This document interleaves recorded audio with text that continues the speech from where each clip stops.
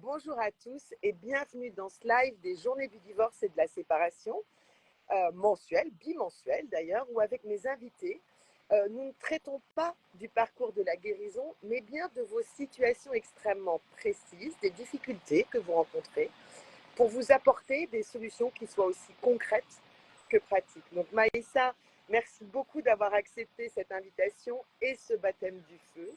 Pour te présenter, tu es maman, parce qu'on ne présente pas toujours les gens dans leur vie du quotidien. Donc tu es maman, divorcée, remariée, et tu as fondé il y a plusieurs années couple.be, qui est pour moi une plateforme ultra complète dédiée aux personnes qui s'interrogent ou qui traversent une séparation, un divorce. Et cette plateforme, elle met à votre disposition des informations précieuses, des outils interactifs, des tests. Il y a même un chat en direct pour les aider à naviguer de manière éclairée et sereine à travers cette période douloureuse. L'objectif, je crois, de Couple, et tu auras l'occasion de nous dire si je me trompe, c'est bien que chaque homme et femme concernés trouve des actions et des solutions à mettre en place. Enfin bref, pour moi, c'est une tonne de ressources uniques et c'est une plateforme d'utilité publique, je vous le dis. Tu la vends bien, Sandrine. Bah, je l'aime, je ne la vends pas, je l'aime. Exactement, vas-y. Donc, notre live aujourd'hui va se diviser en deux parties. On va commencer par notre interview vérité et à la suite de quoi tu vas nous expliquer le divorce de rêve selon Maïssa Badre de Couple. Est-ce que tu es OK pour commencer par cette petite interview vérité? Oui, tout à fait. Je suis prête. Vas-y. Alors, question courte, réponse courte. Si tu n'avais pas divorcé, comment serait ta vie? Alors, différente. Je pense que je ne serais pas consciente de tous les enjeux liés à l'avant-divorce, pendant-divorce et l'après-divorce. Et surtout, je pense que j'aurais beaucoup moins d'empathie si je n'avais pas divorcé. Je pense que j'en ai beaucoup plus suite à mon divorce. C'était assez court ou trop long? C'est un peu long, mais c'est pas grave. Avec le recul et ton expérience d'accompagnement pour surmonter un divorce, quel est le truc le plus dingue que tu aies fait pendant ton divorce?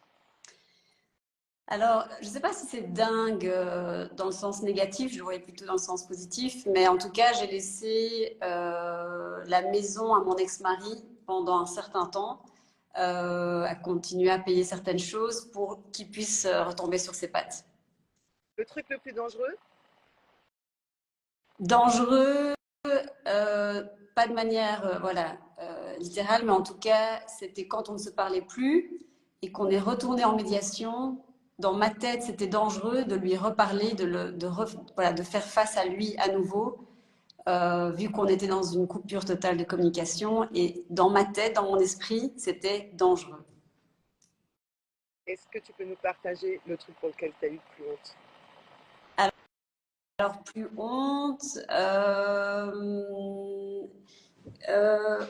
je pense en fait de manière générale que c'est peut-être, même si on n'en veut pas de ce conflit, c'est de quelque part de participer au conflit.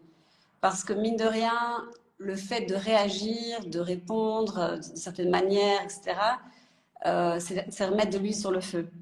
Et ça, je pense que voilà, c'est quelque chose qu'on comprend bien après, mais il faut vraiment être conscient que, comme on dit en anglais, it takes two to tango. Il faut être deux pour danser et que voilà, qu'on a chacun sa part de responsabilité. Merci Maïssa pour ta franchise et ton honnêteté. Alors écoute maintenant, est-ce que tu peux nous parler du divorce de tes rêves? Exactement. Alors, figure-toi, Sandrine, que j'ai eu quelques personnes suite à mon post, enfin, ton post, par rapport à ce titre, Le divorce de rêve de Maïssa, qui m'ont dit, mais t'es folle, comme si c'était chouette, t'es complètement dingue maintenant, obsédée par le divorce depuis Couple.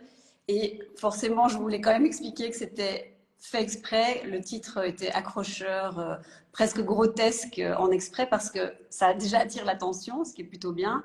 et parce que je crois vraiment profondément que c'est en s'imaginant, en se projetant vers un processus finalement idéal, vers un parcours idéal, qu'on peut essayer d'arriver au plus proche de cet idéal. Et c'est comme ça qu'on va pouvoir changer les choses pour un mieux. Donc voilà, c'est forcément pas une expérience chouette à vivre, c'est vraiment une épreuve.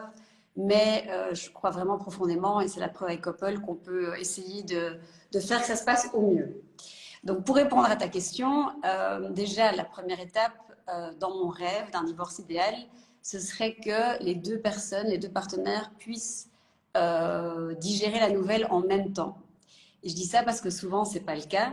Et ce qu'on répète souvent sur Couple avec nos membres, c'est qu'en fait, chacun va à un différent tempo. La personne qui est quittée et la personne qui quitte l'autre va vraiment être sur tout à fait une autre page, et celle qui va quitter l'autre va déjà avoir une longueur d'avance parce qu'elle aura fait plein de recherches en amont. Donc, dans un rêve idéal, déjà les deux personnes sont au même niveau sur la ligne du temps, parce que ça a une grande importance sur le plan émotionnel. Ensuite, la prochaine question, c'est bien sûr qui dort où. C'est souvent la première d'ailleurs, parce qu'on est ensemble dans son appart, sa maison, peu importe, et on a envie de se séparer physiquement. Et donc là, ça coulerait de source. Dans un divorce idéal, il n'y aurait pas de question. L'un proposerait d'aller quelque part. Il y aurait des tonnes d'options faciles à trouver et moins chères, parce que forcément, à ce moment-là, on tombe assez rapidement vers chacun son budget. Et donc, on doit faire un peu plus attention dans ce cas-là. Et donc, dans mon rêve d'un divorce idéal, il y aurait plein d'options et plein d'acteurs qui faciliteraient cette étape où on peut trouver un endroit. Et ensuite, on se mettrait d'accord très facilement sur les décisions à court terme, que ce soit par rapport à l'hébergement des enfants, ça coulerait de source, ou par rapport aux factures qu'il faut quand même continuer à payer et aux frais par rapport aux enfants. Et ensuite, dans ce rêve d'un divorce idéal, une étape que beaucoup de couples parents redoutent, c'est qu'on annoncerait cela aux enfants de manière facile, que ce serait bien sûr moins prenant émotionnellement parlant que ce que cela l'est en réalité. Et ça se passerait bien à chaque fois. Donc on ferait ça à deux, en équipe, on expliquerait ça aux enfants sans blâmer l'autre pour ce qui se passe. Et on dirait facilement aux enfants tous les éléments sur lesquels on a déjà une certitude pour les rassurer. La suite du rêve du divorce, c'est qu'on s'entourait facilement et sans même se poser la question d'une équipe de professionnels. Donc je dis équipe, je sais que tu en parles aussi souvent, Sandrine, dans ton travail. Ça se dit beaucoup plus, par exemple, aux États-Unis que ce qu'on le fait ici en Belgique ou chez toi en France. C'est qu'on aurait déjà besoin d'un professionnel minimum, un professionnel du droit. Donc, que ce soit un médiateur, un avocat ou un notaire, donc, case obligatoire si on a un bien ensemble, c'est qu'on s'entourait d'au moins un de ces trois-là. Donc, dans mon cas, par exemple, je trouve qu'un médiateur qui permet de se mettre autour de la table et continuer ce dialogue et d'arriver aux solutions à deux, c'est vraiment la solution idéale, avec le notaire, bien sûr, pour la partie bien commun. Deuxième professionnel qui est hyper important, c'est un professionnel lié à la psychologie, finalement. Donc, que ce soit un psychologue, un psychothérapeute. Certaines personnes préfèrent le coaching déjà à ce moment-là, peu importe, mais en tout cas, moi, c'est vraiment important d'avoir une de ces deux personnes dans mon rêve d'un divorce idéal. Donc, on réalise qu'on a besoin des deux choses, l'aide dans le droit et l'aide dans le côté psychologique. Et puis, dans mon rêve aussi, j'ajouterais même d'avoir un coach physique, donc un coach sportif. Moi, ce que j'ai commencé peu après cette période-là, parce qu'en fait, on réalise vraiment que la santé, ça passe vraiment par le bien-être physique. Ça dégage des hormones, ça fait un bien fou, et donc ça fait vraiment du bien au mental, et ça permet, quand on affronte finalement tout le processus de séparation, et qu'on doit discuter de plein de choses qui sont souvent un peu difficiles, de se sentir plus apaisé et donc forcément prendre de meilleures décisions. Et on garde le dialogue ouvert, on est moins frustré, moins énervé. Voilà. Donc, et pour finir, forcément, il y a toute la procédure. Donc, en Belgique, ce serait un divorce par consentement mutuel. Donc, c'est là où on se met d'accord sur toutes les différentes étapes. On se mettrait d'accord sur tout dans mon rêve d'un divorce parfait. On arriverait à se mettre d'accord sur tout. Et ensuite, bon, ça prendrait au minimum 6 mois voilà, pour être finalisé. Et ce qui est très important, c'est que dans cet accord, j'inclurai d'office tous les détails. Donc, un plan parental, je sais, Sandrine, que c'est voilà, ton dada. Je suis tout à fait d'accord parce que j'ai moi-même un plan parental très détaillé avec mon ex-mari. C'est hyper important.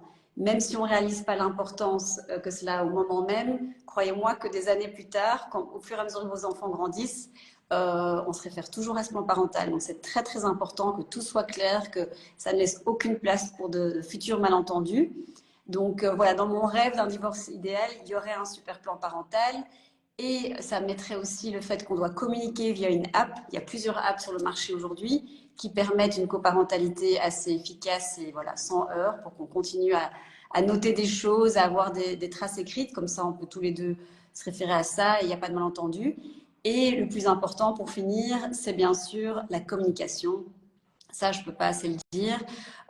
Pour l'avoir moi-même vécu, le fait d'avoir une coupure totale avec mon ex-mari pendant assez longtemps, où on communiquait que par avocat interposé, et vraiment on ne se parlait plus, on ne communiquait plus. Je peux vous dire que c'est très très difficile et c'est là où on se dit mais c'est impossible d'être de bons parents si on n'arrive pas à communiquer un minimum. Et donc ça se travaille.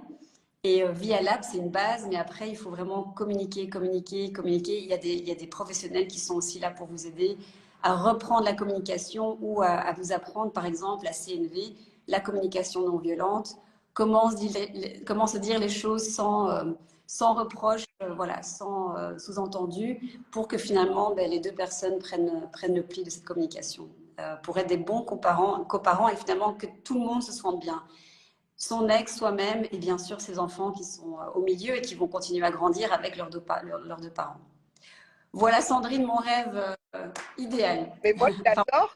Moi, je l'adore, ton rêve de divorce. Et puis, en plus, tu disais en introduction que c'était un peu un titre provocateur, alors que toi, comme moi, avec ce que l'on déploie et toutes ces ressources gratuites qu'on met à votre disposition, euh, on est persuadé que ça peut arriver et que, en fait, vous pouvez vous servir de notre mauvaise expérience à nous pour pouvoir mettre en place ce rêve idéal. J'ai quand même une question, si tu me le permets. Euh, Parce que ton rêve idéal, et c'est souvent le reproche qui est fait aux situations de divorce, il a un coût. Tu parles évidemment de l'aide judiciaire avec un notaire ou un avocat. Alors, petite précision sur ce que tu as dit, pour la France, le divorce par consentement mutuel fonctionne aussi. Et pour diminuer les coûts aussi d'un divorce, on peut passer chez nous en France avec un notaire. Voilà, il y a des ressources, encore ouais, faut-il en les, Belgique. les chercher. Donc tu nous as parlé, bon, évidemment, on sait qu'on aura besoin d'un avocat, d'un coach sportif. Alors, sportif, je mets toujours aussi un petit bémol à ça parce qu'on ne vous demande pas d'aller vous inscrire au prochain marathon de New York, mais ne serait-ce que de faire de l'exercice physique et de la marche et de prendre soin de son corps, c'est prendre soin de sa santé mentale. Tu parles éventuellement d'un thérapeute. Alors, chez nous, il y a une prise en charge en partie par la sécurité sociale, mais pas toujours, ou pas sur des longues périodes. Et les centres d'aide thérapeutiques chez nous en France, il y a une liste d'attente les centres d'aide gratuits, il y a une liste d'attente très importante. Tu parles d'un coach en divorce, par exemple, d'un médiateur.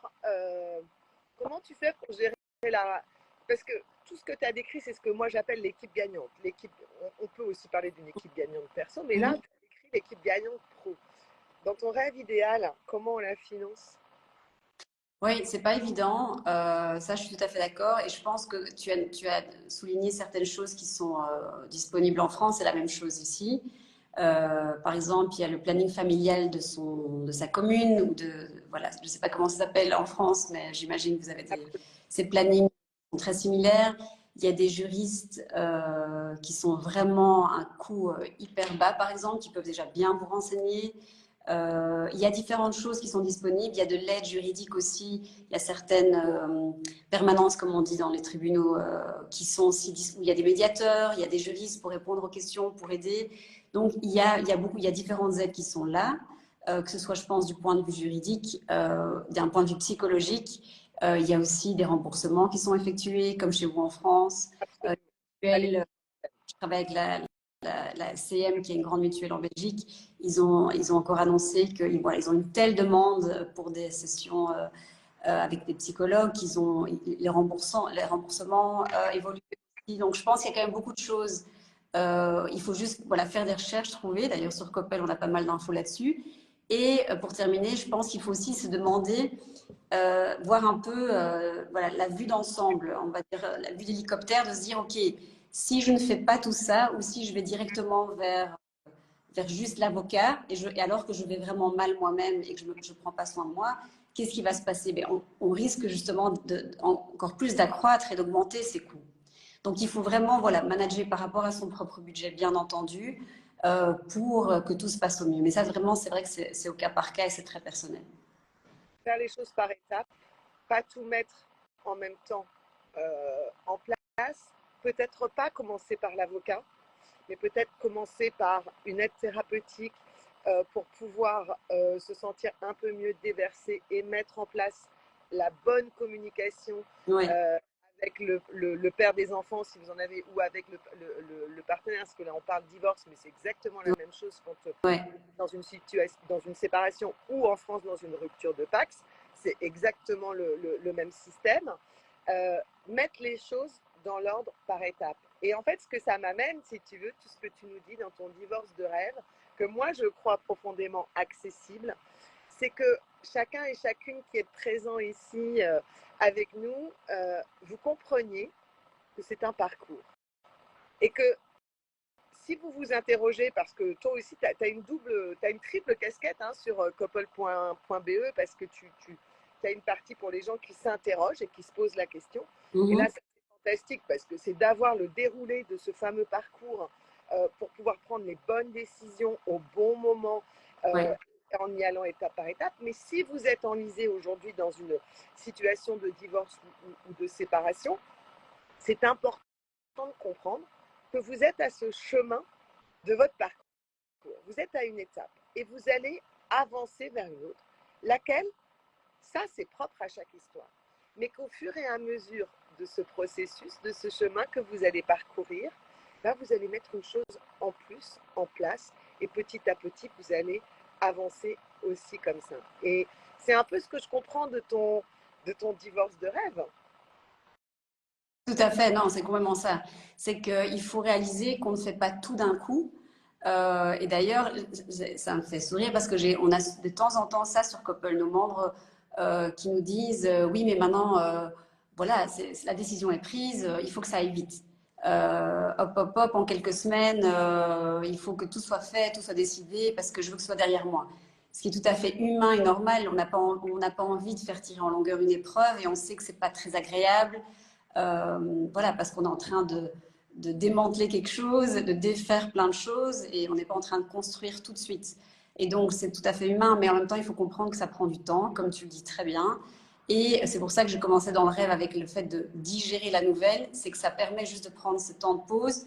Comme tu le dis aussi, peut-être de prendre soin de soi déjà dès le début, c'est encore mieux, même si les gens n'y pensent pas forcément dès qu'ils ont commencé le deuil de la relation, et qu'en fait, en effet, c'est étape par étape. Donc, il faut faire les choses comme on le sent. Et d'ailleurs, sur Couple, on a un parcours de la séparation qui est disponible où on prend les gens par la main et on leur envoie quelque chose tous les jours ou tous les 2 jours. Pourquoi? Parce que, comme tu le dis, si on envoyait toute l'information d'un coup, ce serait juste, voilà, too much, on serait envahi et on se dit, ouais, il faut que je fasse ça, ça, ça, ça. C'est pas très agréable alors qu'on veut justement soutenir les gens, pas les enfoncer. Et donc, il faut faire les choses étape par étape, comme un parcours. Absolument.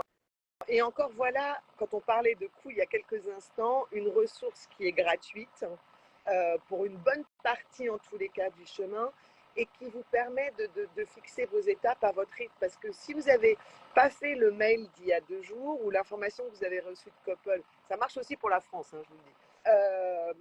le message de Couple. C'est pas grave. Si vous le décalez, c'est pas grave. Mais ça donne un rythme pour aller vers l'avant, vous permettre de vous réénergiser. Parce que dans nos divorces de rêve, l'énergie étant tellement absente que sans je ne vais pas parler de belle énergie, il ne faut pas exagérer, mais sans une meilleure énergie, une meilleure tonicité corporelle,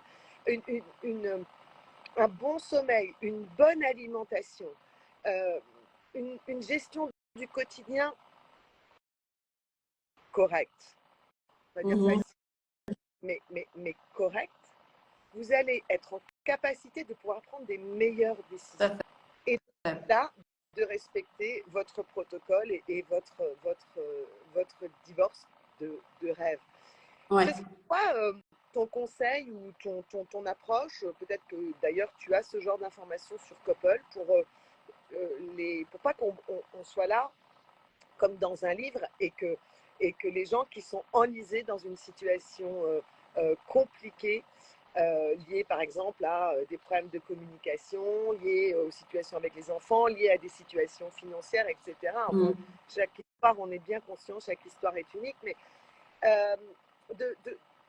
de gestion de la colère de l'autre. Parce que la colère de soi, ça, on pourra en faire un autre live. Mais qu'est-ce que c'est? Est-ce que tu as des ressources pour pouvoir sortir de ce conflit qui aurait été essentiellement amené par des négociations, de la colère, des éléments de vie qui ne se seraient pas bien passés?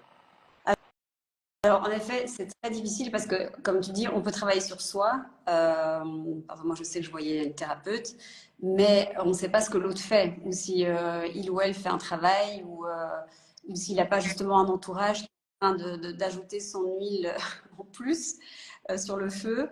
Donc, c'est assez difficile. Je dois dire que je ne sais pas si tu peux avoir une emprise ou un pouvoir sur la colère de l'autre.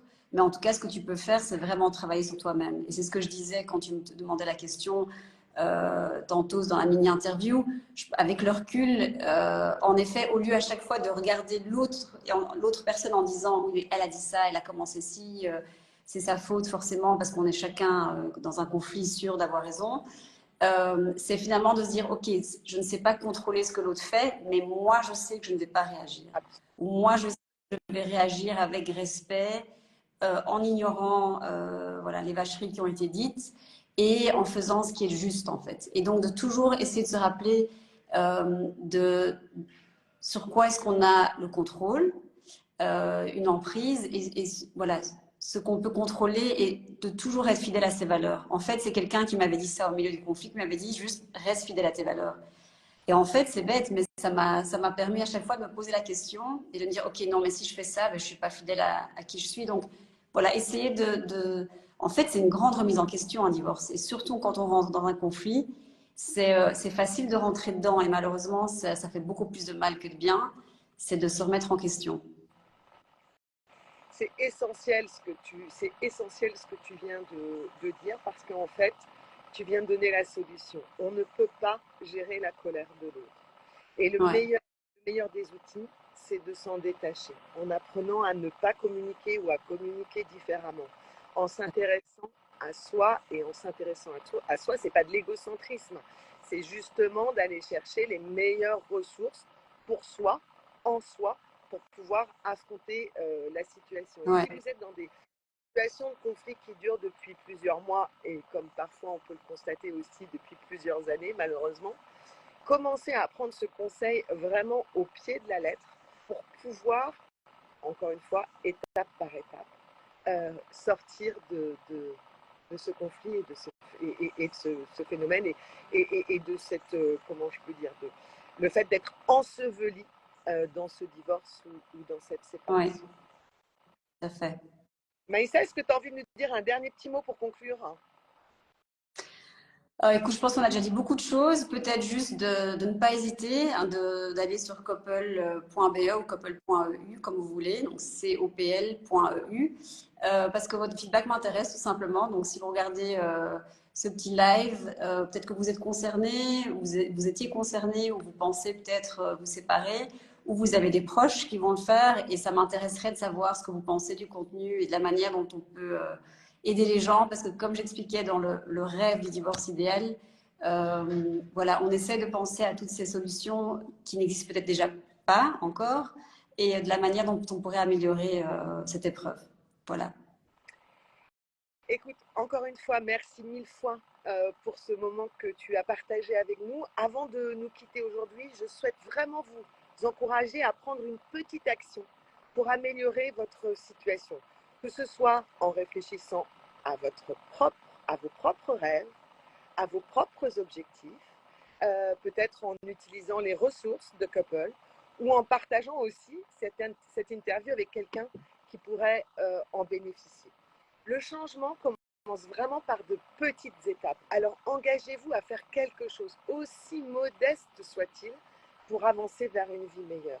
Partagez aussi vos engagements dans les commentaires parce que vos partages seront les inspirations positives pour d'autres personnes qui auront peut-être aussi envie de prendre vos actions et de les mettre dans leur vie. En tous les cas, merci encore de nous avoir rejoints aujourd'hui. Je vous donne rendez-vous le 19 octobre prochain de 12h45 à 13h15 pour la prochaine édition de nos journées du divorce et de la séparation bimensuelle. Restez forts et continuons à nous soutenir mutuellement dans cette période difficile. On vous embrasse. À bientôt. Merci. Au revoir. Au revoir. Merci Sandrine.